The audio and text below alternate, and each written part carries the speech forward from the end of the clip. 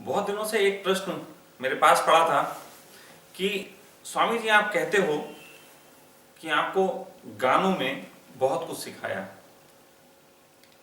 और गाने ही आपके गुरु हुए।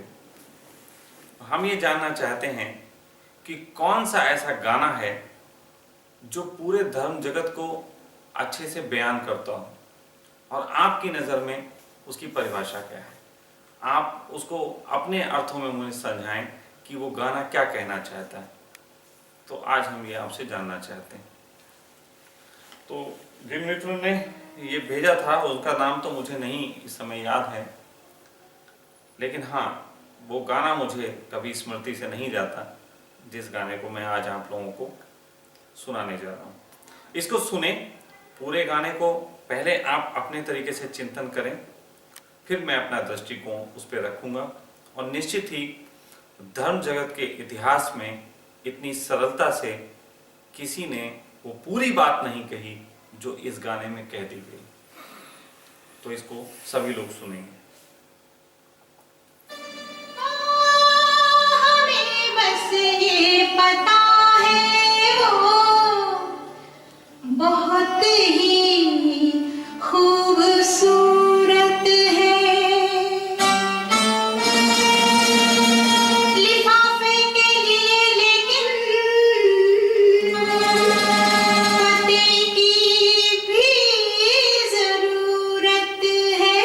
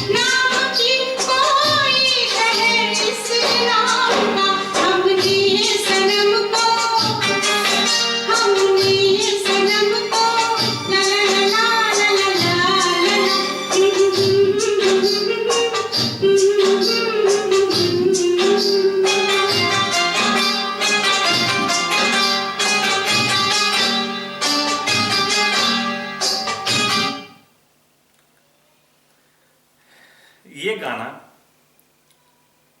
आप समझे या नहीं समझे मैं नहीं जानता, लेकिन मैं अपने समझाने से पहले कुछ बात कहना चाहूंगा। भगवान है या नहीं इसका कोई भरोसा नहीं, कोई भरोसा नहीं, लेकिन एक चीज का पूरा भरोसा है कि भक्त तो है, पूरा भरोसा है कि भक्त है। और भक्त है तो इस बात का पूरा भरोसा है कि भक्त को मालूम होगा कि भगवान है। ये ऐसा ही खेल है जैसे एक बीज में एक वृक्ष दबा हुआ। बीज है तो वृक्ष है, इसकी गारंटी है। बीज है तो वो वृक्ष बन सकता है, इसकी गारंटी है। भक्त में भगवान छुपा है, इसकी गारंटी है। लेकिन कहते हैं कि भक्त तभी पूर्ण होता है जब वो भगवान ही हो जाए। तो इस खेल को आप थोड़ा समझेंगे, इसी गाने को बीच बीच में सुन के मैं आपको समझाऊंगा। सबसे पहले सुनें।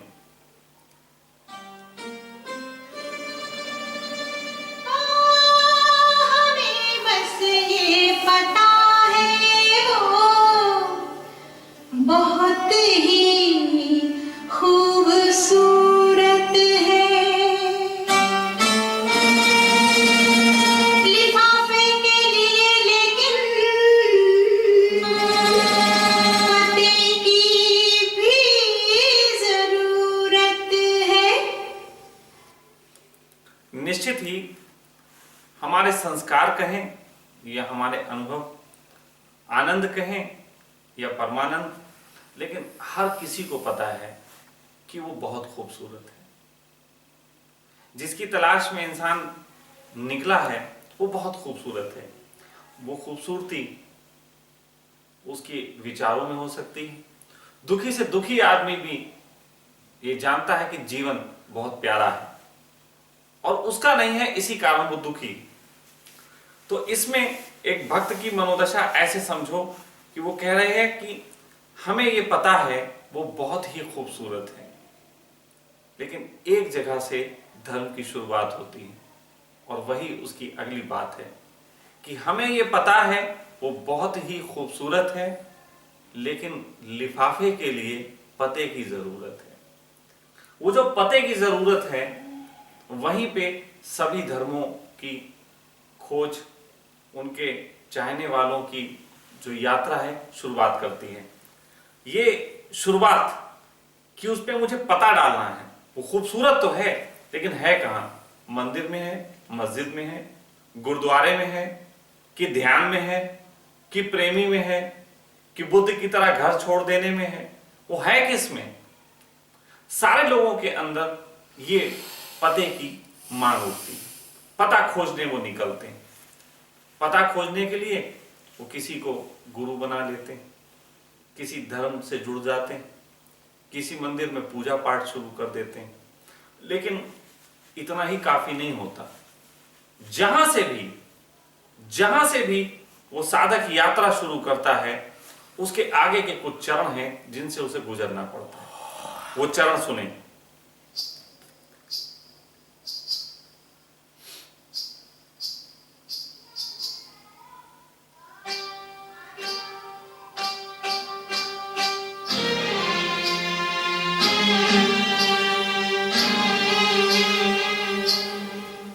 हमने सनम को खत लिखा,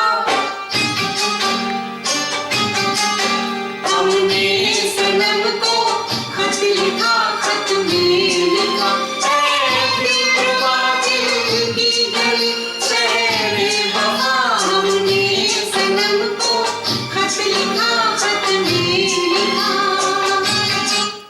हर व्यक्ति जब पूजा पाठ ध्यान तपस्या शुरू करता है तो वो कहता है कि हम इसी को सब कुछ मानते हैं, यही भगवान मेरा सब कुछ है, ये मेरे दिल से निकली आवाज है, यही सहरे वफा है। ओशो के चाहने वाले I love you Osho, Osho मेरा जीवन, ऐसा कहना शुरू करते हैं। बुद्ध के चाहने वाले अप्पा दीपा भव में लग जाते हैं, यही मार्ग सर्वोत्तम है। महावीर के चाहने वाले अहिंसा प्रेमी बनने लग जाते हैं, उनके लिए बस वही सबसे बड़ी बात होती है। और इसी तरीके से किसी भी इंसान की यात्रा का आरंभ होता है। यात्रा चलती है, यात्रा चलते चलते थोड़ा सा आगे बढ़ती है और फिर पहुंचती है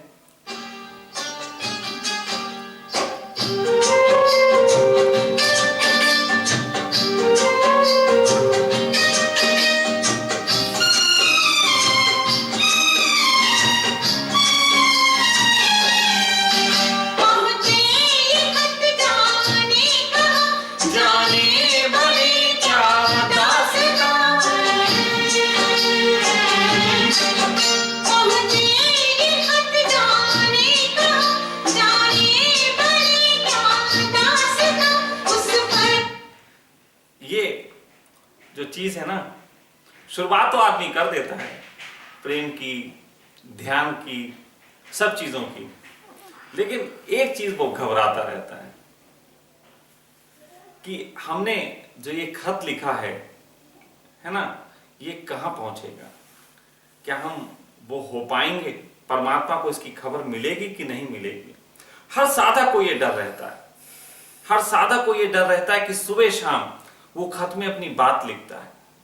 हर बार पूजा में बैठता है, ध्यान में बैठता है, एक तड़प से भर जाता है, अपने दिल के दर्द लिखता है, सब कुछ कहता है। और वो लिखता है इसलिए कि ये पहुंचे, लेकिन पता किसी को नहीं। और इसके साथ साथ कुछ डर भी होते हैं, और वो डर क्या है, थोड़ा सुने। रफीकों का ये डर लग जाए उनके हाथ अगर, कितना बुरा अंजाम हो, दिल मुफ्त में बदनाम हो। ऐसा ना हो, अपने खुदा से रात ही मांगा किए हम ये दुआ, हमने सनम को। तो तीसरा चरण ये है कि जब आप ध्यान करने लगते हैं, आप रोज माला पहन के आश्रम जाते हैं, आप वहां जाके ध्यान करते हैं और बहुत बड़ी बड़ी बातें करते हैं, लौट के आके अपने ज्ञान को झाड़ते हैं सबको, तो एक बड़ा मजे की बात होती है कि आपकी जो अंदर की सोच होती है ना, जो खत में लिखी होती है, खत में आपने लिखा होता है क्या? ध्यान करते थे लेकिन घर की याद आती थी, ऊपर ऊपर दिखाते थे कि शांत बैठे हैं, अंदर अंदर बेचैन होते थे। ये तुम हकीकत में लिखते हो, सब लिखते हैं, ये हकीकत में तुमने लिखा होता है, लेकिन ये तुम किसी से कह नहीं पाते। तो रकीब कौन है? रकीब वो जिन्हें तुम्हारी हकीकतें पता है, रकीब वो जो जानते हैं कि क्या क्या मकारियां चलती। वो कहते हैं कि रकीबों के हाथ में लग जाए, अब इसका डर सताता है। अब वो भूल गए परमात्मा को, अब वो ध्यान करना तो वो उसका आनंद भी सेकेंडरी हो गया। असली बात तो ये हो गई कि ऐसा ना हो कि हमारे अंदर जो मकारियां चलती हैं, जो हमारे परमात्मा को पता है, और वो परमात्मा और कोई नहीं, मेरी लिखी हुई चिट्ठी है। वो चिट्ठी भी हमने अपने दिल में रखी है, छुपाई हुई है, हम उसमें सब लिख देते हैं। हम हर ध्यान के बाद जानते हैं हम कितने मक्कार थे, कितनी स्त्रियां तकी, कितना हमने 420 का जाल बुना। हम आश्रम गए थे तो हम साधक के लिए गए थे, साधना के लिए गए थे, कि हम किसी सन्यासी के लिए गए थे, कि किसी सन्यासीन के लिए गए थे। हम गए थे आश्रम तो हम वहां पे LIC एजेंट बन के तो नहीं गए थे, लोगों के बीमे करने लगे थे। तो ये सब कहीं ना कहीं तुम्हारे उस खत में लिखा होता है। रकीबों से तुम्हें डर होता है, तो तुम भूल जाते हो परमात्मा से कि तुझ तक मेरी बात पहुंचे, बल्कि अब इसी में समय गुजारने लगते हो कि कहीं रकीबों को पता ना लग जाए। और भगवान से अब एक ही दुआ चलती है, कहीं मेरी हकीकत खुल ना जाए, सारी मक्कारियों के ढोंग। और तब तुम अच्छी माला बनाते हो, अच्छे कपड़े बनाते हो, अच्छे गाउन, अच्छे कमरे, अच्छे पिरामिड, अच्छी अच्छी बुद्ध की मूर्तियां, कि इसमें तुम छुपा लो अपने आप को। तब तुम ऐसा करते हो कि तुम इन सब चीजों में अपने को छुपाने का प्रयास करते हो, तब तुम अपने को प्रकट नहीं कर पाते। और फिर जो मकारियां होती हैं बस उनको बचाने में ही पूरा जीवन जाने लग जाता है। लेकिन कोई कोई होता है जो इनको भी क्रॉस कर जाता है, कोई कोई होता है जो इससे भी आगे निकल जाता है। तो उसके आगे के भी चरण हैं, जरा उसे समझो कि उसके साथ क्या हुआ।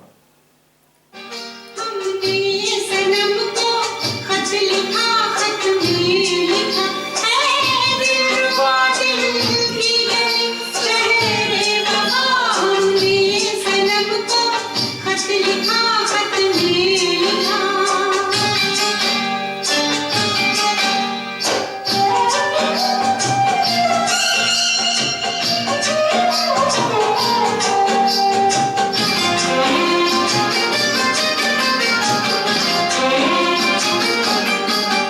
पीपल का ये पत्ता नहीं, कागज का ये टुकड़ा नहीं। पीपल का ये पत्ता नहीं, कागज का ये टुकड़ा नहीं। इस दिल का ये अरमान है, इसमें हमारी जान है। ऐसा गजब हो जाए ना, रस्ते में ये खो जाए ना।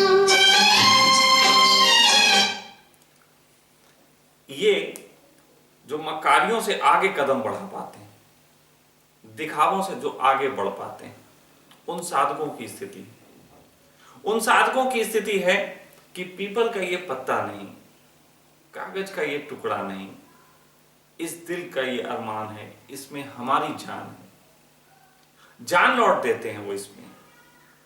बुद्ध को देखो, घर छोड़ के निकल गए।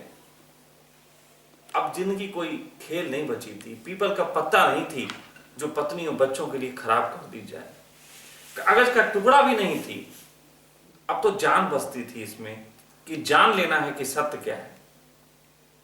और देखो ना, उन्होंने कैसे कैसे कदम उठाए, सब छोड़ के निकले, किसी की चिंता नहीं की।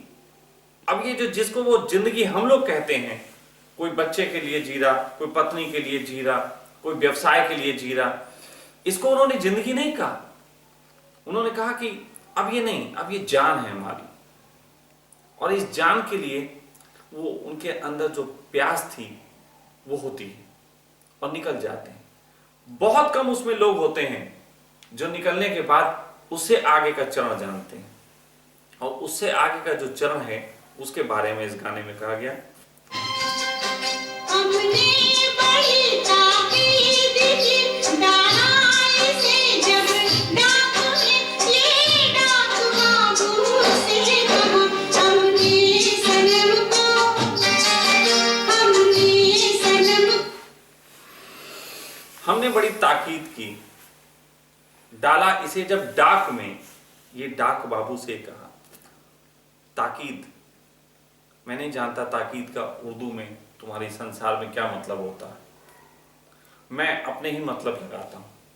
ताकीद का मतलब है साहस, अपने को नग्न करने का साहस। ये मेरे हिसाब से, तुम्हारी किताबों में क्या परिभाषा है उसमें मत उलझना, क्योंकि अगर तुम ये कहो भी कि अपने मतलब के मतलब लगा लेता है, तो मैं तुमसे फिर एक छोटा सा चुटकुला कह दूं, फिर आगे बात कहूंगा। मुल्ला नसरुद्दीन की एक दिन लॉटरी निकली सट्टे में। चंदूलाल आया तो चंदूलाल ने पूछा, मुल्ला तेरी लॉटरी कैसे फंस गई, कभी तो लगती नहीं मेरी, तो मैं इतने सालों से खेल रहा। चंदूलाल ने कहा, सुबह 7 औरतें देखी, उसके बाद उठा तो देखा मैंने कि 7 तारीख है, तो सुबह सुबह 7 औरतें देखी, 7 तारीख देखी, तो मैंने 7 सत्ते 72 पे लगा दिया। तो चंदूलाल बोला, पागल हो गया, 7 सत्ते 49 होता है, तूने 72 पे लगाया। बोले, भाई मेरा तो 49 पे फंस गया, तू 72 पे लगा ले जाके। तो बात सीधी सी है कि ताकीद का जो मतलब यहां पे मैं करता हूं वो है साहस, कि मैंने बहुत ताकीद की, डाला इसे जब डाक में, ये डाक बाबू से कहा। ताकीद, इतनी हिम्मत करना। डाकिया मतलब गुरु, और डाक मतलब उसके चरणों में तुमने अपने खत को डाल दिया। वो खत जिसमें तुम्हारी मक्कारियां लिखी थी और तुम्हारी बेचैनियां भी। तुमने उसमें अपनी अच्छाई भी कही थी और अपनी बुराई भी। इसका सिर्फ इतना सा मतलब है कि गुरु की संगत में जाके तुम नग्न हो पाते हो। नग्न का अर्थ नहीं है गंदा, नग्न का अर्थ नहीं है अच्छा, नग्न का अर्थ है अच्छा या बुरा, जो भी हूं उसके सामने हूं, जो भी हूं, अच्छा बुरा दोनों। तो इतनी ताकीद चाहिए। हमने बहुत ताकीद की, डाला इसे जब डाक में, ये डाक बाबू से कहा। हमने सनम को खत लिखा, खत में लिखा, अपनी सारी बातें लिख दी, अपने आंसू लिखे, अपना प्रेम लिखा, अपनी बदतमीजियां लिखी, अपने दर्द लिखे, चालाकियां लिखी, सब कुछ लिखा। लेकिन अंत में उसको डाकिया जिसको बोलते हैं, डाकिया कौन? जो पता जानता है। डाकिया कौन? जो तुम्हारे पैगाम आगे बढ़ाता है, जो लेके जाता है उसको। वही गुरु कहा गया कि वो तुम्हें पैगाम आगे लेके जाएगा, और गुरु लेके चला जाता है। तुमने जो भी कहा, तुमने चिट्ठी दी, उसने बिल्कुल ईमानदारी से दी, और वो तुम्हारी चिट्ठी आगे चली गई। अब गुरु की संगत में तुम हो, चिट्ठी आगे बढ़ गई, और फिर क्या होता है? खत लिखा, खत में लिखा, ऐ दिल रमा दिल की गली, शहर वहाँ हमने सनम को खत लिखा, खत में लिखा।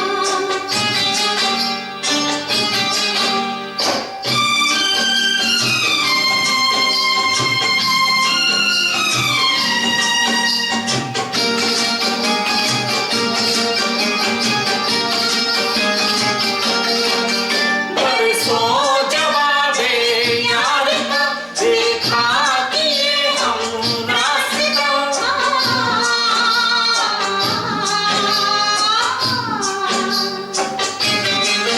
बरसों जवाबे यार का, देखा कि ये हम रास्ता। एक दिन वो खत वापस मिला, और डाकिए ने ये कहा, इस डाक खाने में नहीं, सारे जमाने में नहीं, कोई सनम इस नाम का, कोई कहीं इस नाम की, कोई कहे इस नाम का। हमने सनम को, हमने सनम को, ला ला ला ला ला ला ला। ये अंतिम सत्य है। जिन्होंने भी प्रतीक्षा की, इस रास्ते पे चल के अनंत प्रतीक्षा के बाद एक ही चीज होती है जो बुद्ध के साथ हुई, वही इस गाने में कही गई। बुद्ध साधना करते थे, घर से निकले, जिसने जो बताया वो साधना की, जिन जिन गुरुओं के पास गए उन गुरुओं की बताई वो साधना की। यहां तक कि अंतिम समय में कहते हैं कि वो उपवास रख रहे थे, और डे बाय डे वो अपना भोजन गिराते चले जाते थे। आखिरी वक्त में तो वो सिर्फ एक चावल का दाना लेने लगे थे, एक चावल का दाना। शरीर कमजोर हो गया था, बुरी हालत थी, और कहते हैं कि नदी पार करते वक्त बुद्ध उसके किनारे पे फिसल के गिर पड़े। और तब बुद्ध को ख्याल आया कि जिस शरीर से हम नदी नहीं पार कर पा रहे, उससे हम भवसागर कैसा पार करेंगे। और यहां पे वो बैठ गए, शांत, मौन। पूर्णिमा की रात थी। किसी स्त्री को कोई व्रत उपवास या कुछ संकल्प के दौरान उसने ये लिया था संकल्प कि मैं खीर बना के किसी व्यक्ति को खिलाऊंगी, गरीब बाबा या कुछ ऐसा कहानी है। तो वो स्त्री खीर लेके आती है, और वहां बुद्ध बैठे हुए, जो संकल्प से गुजर रहे, जो उस पूरे संकल्प से कि जो कहा गया वो एज इट इज कर लेंगे, और फिर वो खीर खिला देती। बुद्ध की खीर खा लेते, भ्रष्ट हो गए, लेकिन भ्रष्ट नहीं हुए। उस दिन उनकी वो चिट्ठी वापिस आ गई, वही जागरण की बेला बनी। वो चिट्ठी वापिस आई और उन्होंने कहा कि ऐसा कोई परमात्मा है ही नहीं जैसा तुम खोजते हो। ऐसा कोई भी परमात्मा नहीं है जिसकी तुम तलाश करते हो। ये सब व्यर्थता है, ये सारी भागादौड़ी तुम्हारी गलत है, ऐसी कोई भी बात नहीं है। ये इस गाने में अंत में वो स्त्री कहती है। और अब जिस तरीके का मैंने एनालिसिस किया, लोगों को लग रहा होगा तो ये तो इसका मतलब धर्म बेकार, धर्म समाप्त, धर्म की व्यर्थता बता दी मैंने। नहीं, इस गाने में जिनको व्यर्थता दिखती हो, उनको दिखती हो मुझे परिपूर्ण सार्थकता दिखती है। और वो सार्थकता का शुरुआत में ही पता लग जाना जरूरी था। वो सार्थकता जो इस स्त्री को पता नहीं लगी थी। इतना भटक के वो बात बता रही है, लेकिन शुरुआत में ही एक भूल थी जो मैंने वाच कर ली थी, आप लोगों ने नहीं की। उसको फिर से एक बार देखें। वही भूल थी और अंत में वही मार्ग है, वहीं से शुरू हो जाती है बात।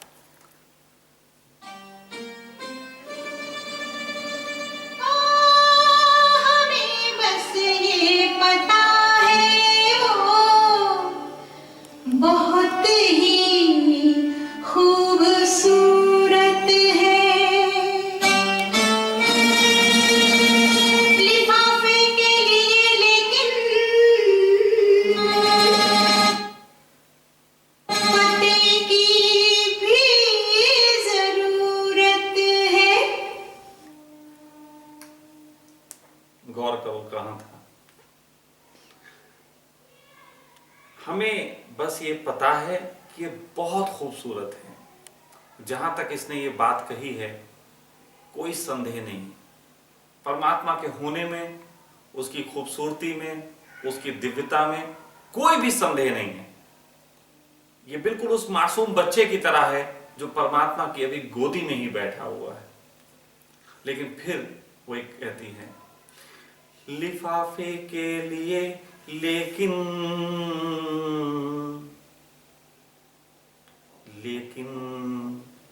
ये संदेह का आरंभ हुआ। लेकिन पते की जरूरत है। अपने को भटकाने का काम हमने खुद ही कर दिया। हमने खुद ही मृग मरीचिका बना ली और हम खुद ही भागे भागे दौड़ रहे हैं, खुद ही अपने ही मक्कारियों में फंसे हुए। उसको सब पता था, उसके अंदर का आनंद सब जानता था, लेकिन संदेह। तुमने सुनी है ना वो कहानी कि आदम और ईव एक बाग में थे, स्वर्ग का बाग। उसमें सब कुछ बहुत बढ़िया था, आनंद ही आनंद। फिर उन्होंने ज्ञान का फल खा लिया। ज्ञान का फल किताबों में जो है ना, जानकारियां दूसरे जो दे देते हैं, वो फल खा लिया। और फिर उन्हें संदेह आ गया।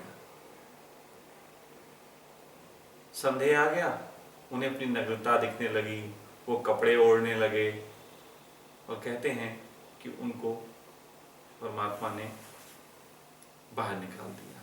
उनका तुम पूरी जिंदगी यहाँ रहने के लायक नहीं हो जब तक ये संदेह। ज्ञान का फल। अभी हम जिस ज्ञान की बात कर रहे हैं वो असली ज्ञान नहीं है। यहाँ पे ज्ञान उसकी बात कर रहे हैं जो हमें जानकारियां दूसरों ने दे दी। लेकिन संदेह,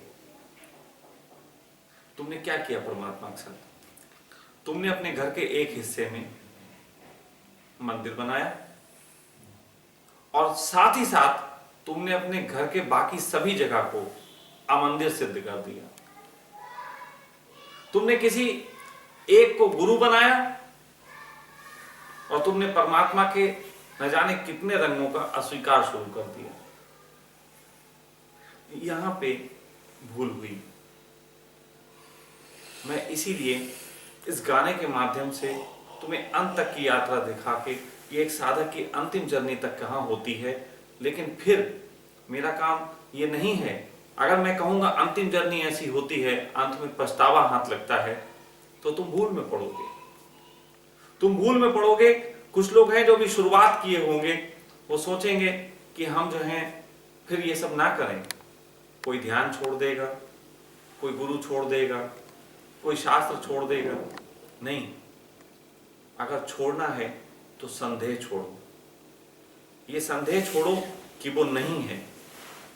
छोड़ने योग्य है संदेह, वो तुम छोड़ नहीं पाते तो फंसोगे, फिर तुम बहुत लंबी यात्रा करोगे। और यदि यात्रा कर ही रहे हो तो फिर ईमानदारी से कर लेना। रकीबों का डर तो ना रह जाए। रकीबों का डर रह गया तो फिर तुमने क्या किया? कुछ भी नहीं। रकीबों का डर हो तो फिर साधक बेकार हो जाता है। मैं अक्सर लोगों से कहता हूं कि पर्दा नहीं, जब कोई खुदा का बंदों से पर्दा करना क्या? मैं क्यों लोगों से डरूं जब मेरा खुदा सब जानता है? और इससे आगे चरण बढ़ाओगे, इतने सच्चे हो सकोगे कि अपनी सब बात कह सको, तो निश्चित जानो गुरु तुम्हें मिला हुआ ही है, निकट ही ढूंढ रहा। ऐसे तुम गुरु की तस्वीर भी लटकाए लटकाए घूमो, पूरे घर में तुम गुरु की तस्वीर लगा लो, इससे भी गुरु नहीं मिलता। गुरु उसी दिन तुम्हें उपलब्ध होता है जिस दिन तुम्हें रकीबों का डर नहीं रह जाता। तुम्हारे अंदर बाहर जैसा भी है, तुम उसको कहने का साहस करते हो, गुरु मिल ही जाता है। क्योंकि जिस तरीके से गुरु ने अपना प्रचार कर रखा है कि वो परमात्मा की बातें कह के तुम्हें अपनी ओर खींचता है, उसी तरीके से शिष्यत्व का भी एक प्रचार है। ये बात इससे पहले न कभी कही गई न कही जाएगी। सदा ही ये तो कहा गया कि गुरु की गरिमा होती है और वो शिष्य के पास आ जाता है।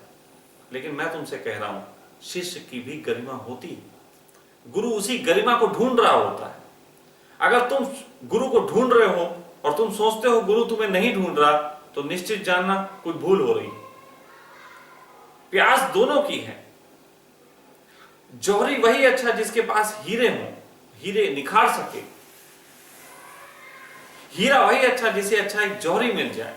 दोनों को एक दूसरे की जरूरत है। लेकिन वो जरूरत तभी पूरी होगी जब तुम जीवन को ऐसा जियो कि तुम्हें रकीबों का डर ना रह जाए। रकीबों का डर नहीं, खुला जीवन है तो गुरु चुनाव कर लेता है। ऐसे तो क्या होता है कि तुम अपने चेहरे पे पर्दा डाल के पहुंच जाते हो। रकीबों का डर होता है, बातें छुपाते हो। गुरु के सामने तुम उसके चरणों में लेट जाते हो, खूब पूजा करते हो। और गुरु कोई दिमाग नहीं लगाता। कई बार लोग कहते हैं क्या बुद्ध पुरुष को भी धोखा दिया जा सकता है? तो मैं कहता हूं सर्वाधिक, उससे ज्यादा धोखा तो किसी को नहीं दिया जा सकता। क्योंकि उसके सामने तो जो हाथ जोड़ के पहुंचता है उसे लगता है बस आ गया, यही तो था। तुम तो फिर भी गुरु पे संदेह कर लेते हो, जांच परख के जाते हो। गुरु तो बिना संदेह करे ही तुम्हें स्वीकार कर लेता है। लेकिन अगर तुमने रकीबों से डर रखा है तो वो पर्दादारी जो तुमने रकीबों के लिए की थी, वही पर्दादारी तुम्हारे गुरु के साथ भी हो जाएगी। और जब गुरु के साथ तुम्हारी पर्दादारी होगी तो वो तुम्हें कहीं यात्रा पे नहीं ले चल सकता, चाह के भी नहीं ले चल सकता। वो रोज तुम्हें प्रवचन दे तब भी नहीं ले चल सकता। ये हिम्मत तो तुम्हें अपने अंदर से लानी है, उसके तहत हिम्मत नहीं आएगी। हां, तुम सब खोल के उसके सामने अपने को रख दो, पूरा पेश कर दो, तो वो चुनाव कर सकता है। वो देख सकता है कि कहां भूल हो रही। उसका जागे हुए का काम तो इतना ही है, वो पहचान सके क्या सार्थक है जो बचा रहना चाहिए और क्या व्यर्थ है जो हटा दिया जाना चाहिए। लेकिन यदि उसके सामने खुला हुआ ही मामला नहीं होगा तो वो चुनेगा किसे? जागे हुए का काम ही वहीं पे आता है। तो इसलिए इस गाने में पूरे पूरे संदेश हैं। होता है ये, लाखों साधकों में दो चार हिम्मत कर पाते हैं कि जिन्हें रकीबों का डर ना रह जाए। और जिन्हें रकीबों का डर नहीं रहता वही गुरु के सामने अपने को खोल पाते हैं। और जो गुरु के सामने अपने को खोल पाते हैं उनकी चिट्ठी वो ले जाता है और जवाब भी आता है, प्रतीक्षा करने पे आता है। ऐसा तो संभव ही नहीं जवाब ना आए। जवाब आता है, लेकिन वो जवाब तब आता है जब तुम उस जवाब को समझने योग्य हो जाते हो। समझने योग्य के लिए प्रतीक्षा जरूरी है, सब्र जरूरी। जिनमें सब्र नहीं, उनकी चिट्ठी तो जाती है लेकिन जवाब लौट के आता है उन्हें नहीं मिलता, टूट जाते हैं बीच में। ऑनेस्पेस्की के बारे में सुना है ना, 40 साल में वो गुरजियफ को छोड़ के गया, 40 साल तक वो रहा, 40 साल बाद छोड़ के चला गया।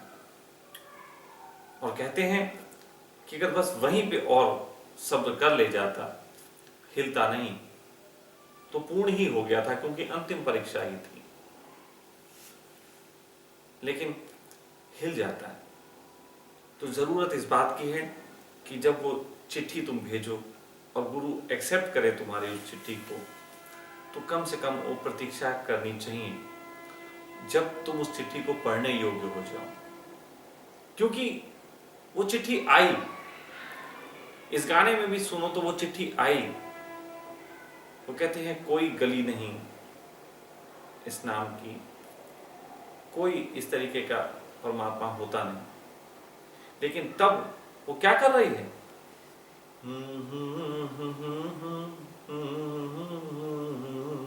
वो मस्त है, उसी चिट्ठी के जवाब में मस्त है। अभी बहुत से लोग मेरी सुन रहे होंगे बात, अगर चिट्ठी का ऐसा जवाब आ जाए वो नाराज हो जाएंगे, वो गुरु की गर्दन पकड़ लेंगे कि तुमने तो कहा था होता है, वो गुरु का ही गला दबाने लग जाएंगे। लेकिन वो गुनगुना रहा, वो मस्त हो रहा। इसका अर्थ ये है कि तुम्हारा सब्र तुम्हें इस योग्य बनाता है कि तुम उस हकीकत का सामना कर ना पाओ। कहते हैं कि बहुत प्रकाश है उसमें, जिसके सामने आया उसकी आंखें चौंधी आ जाती। तो पहले कम से कम छोटे छोटे प्रकाश का तो सामना करो। छोटा प्रकाश गुरु, उसका सामना करने का साहस आ जाए तो बड़ा प्रकाश का सामना हो सकता है। अभी दिए में तो तुम्हारी आंखें बंद हो जाती हैं, महासूरज का कैसे सामना करोगे?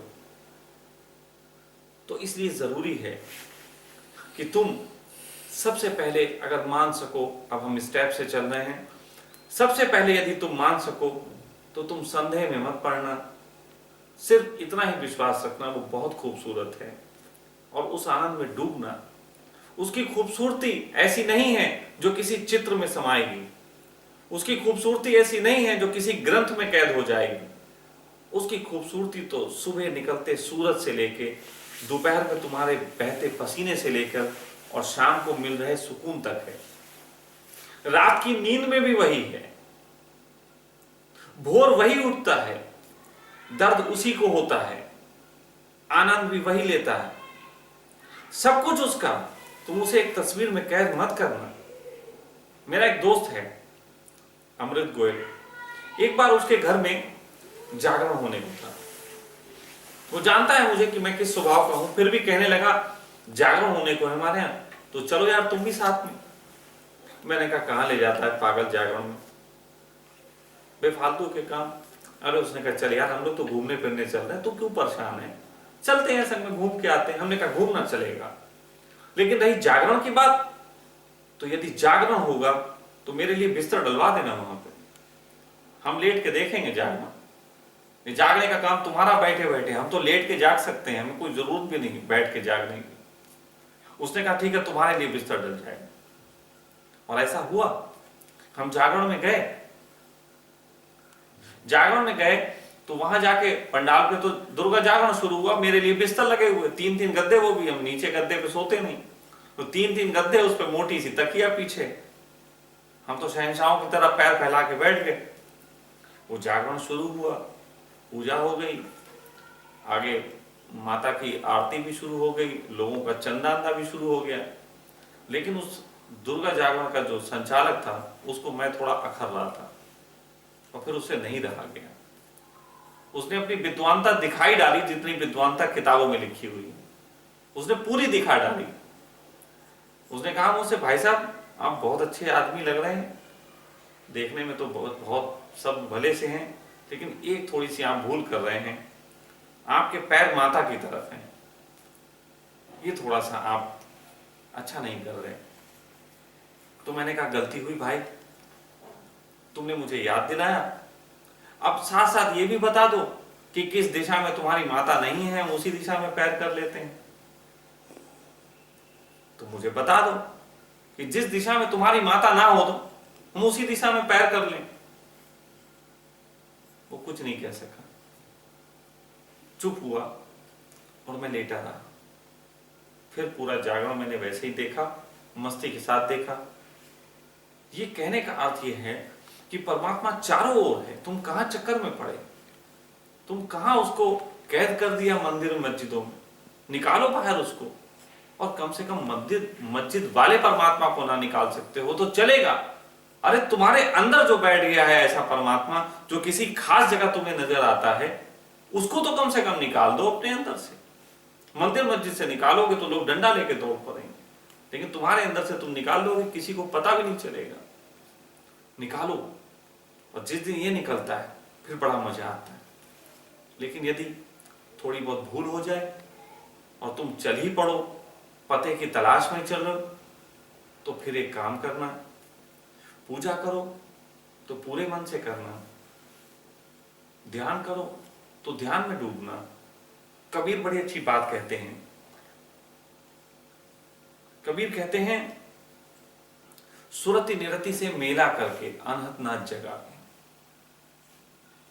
अनहद नाथ जगाने के लिए जरूरी है कि सुरति और निरति से मेला कर ले। वो कहते हैं इनका जोड़। सुरति का मतलब सपोज दैट तुम ध्यान करते हो, निरति का मतलब तुम ध्यान नहीं करते। तो जब तुम ध्यान करो, पूरा ध्यान करो, और जब तुम ध्यान ना करो तो ध्यान की याद भी ना करो। यदि तुम ऐसा कर पाते हो कि ध्यान के वक्त तुम ध्यान में हो और दुकान के वक्त तुम दुकान में हो, तो सुरति और निरति का जिनमें मेला हो गया, उनमें अनंतनाथ जग उठता है। लेकिन तुम अगर सोचो तुम ध्यान में हो और दुकान की याद आती, दुकान पे हो तो लगता है आज बाबा जी का प्रवचन छूटा जा रहा, तो फिर तुम सब नष्ट कर रहे हो, तुम कुछ भी नहीं कर रहे।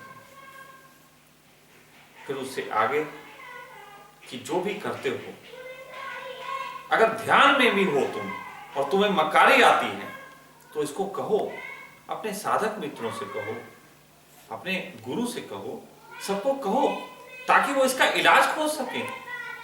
हो सकता है तुम पे हंसेंगे बहुत लोग, तुम्हें अभी डर लगता है रकीबों से, हंसने से, तो चिंता ना करना, वो हंसे, उन्हें हंसने देना। उस हंसने से तुम्हारा होश परिवार होगा।